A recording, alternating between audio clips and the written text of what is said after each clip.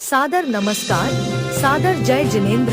क्षमा news channel कहीं भी कभी भी सही और सकारात्मक समाचारों के लिए देखना और सुनना न भूलें। साथ में आपसे विनम्र निवेदन है कि यदि आपने इस चैनल को सब्सक्राइब नहीं किया है तो कृपया अवश्य कीजिए और शेयर और लाइक करना ना भूलें। भारत के प्रधानमंत्री श्री नरेंद्र मोदी जी राष्ट्रीय पंचायती राज दिवस के मौके पर आज 24 अप्रैल 2025 को बिहार के मधुबनी में पहुंचे।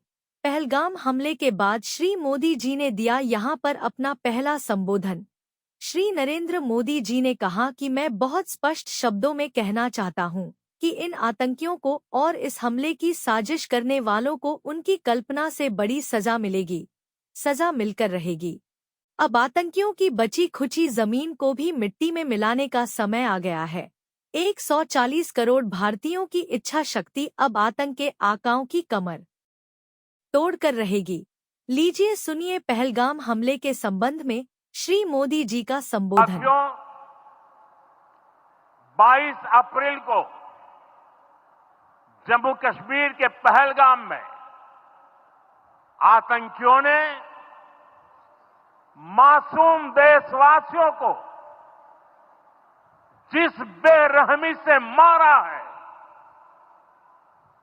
उससे पूरा देश व्यथित है। कोटि कोटि देशवासी दुखी हैं। सभी पीड़ित परिवारों के इस दुख में पूरा देश उनके साथ खड़ा है। जिन परिवारजनों का अभी इलाज चल रहा है, वे जल्द स्वस्थ हो, इसके लिए भी सरकार हर प्रयास कर रही है।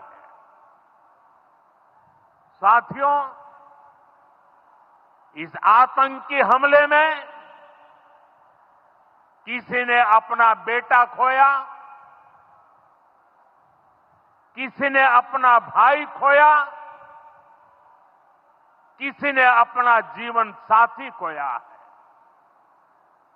उनमें से कोई बांग्ला बोलता था, कोई कन्नड़ा बोलता था, कोई मराठी था, कोई ओडिया था, कोई गुजराती था, कोई यहां बिहार का लाल था।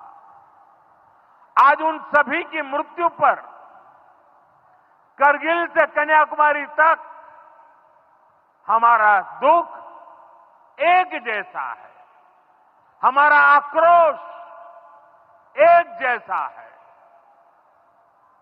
ये हमला सिर्फ निहत्थे पर्यटकों पर नहीं हुआ है।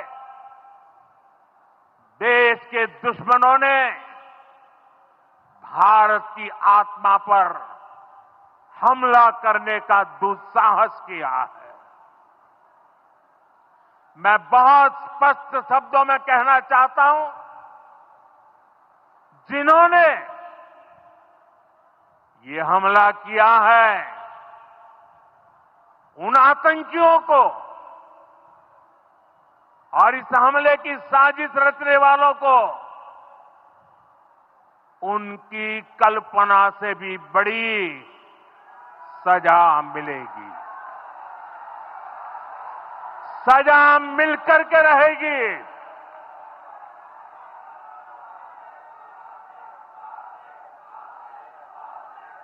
अब आतंकियों की बची खुची जमीन को भी मिट्टी में मिलाने का समय आ गया है।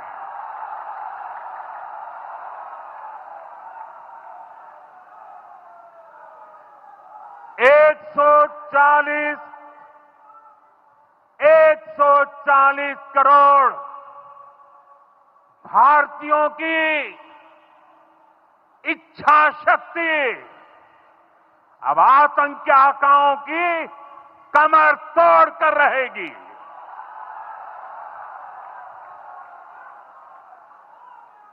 Friends, today from the soil of Bihar,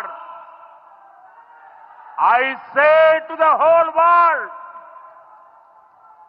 India will identify, track and punish every terrorist and their backers. We will pursue them to the ends of the earth. India's spirit will never be broken by terrorism. Terrorism will not go unpunished.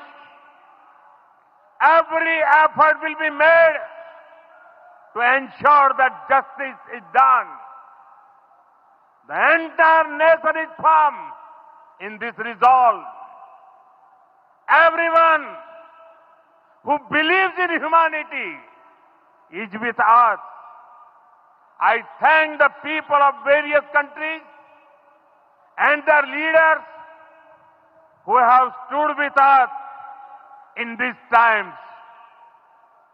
साथियों, शांति और सुरक्षा ये तेज विकास की सबसे जरूरी शर्त है।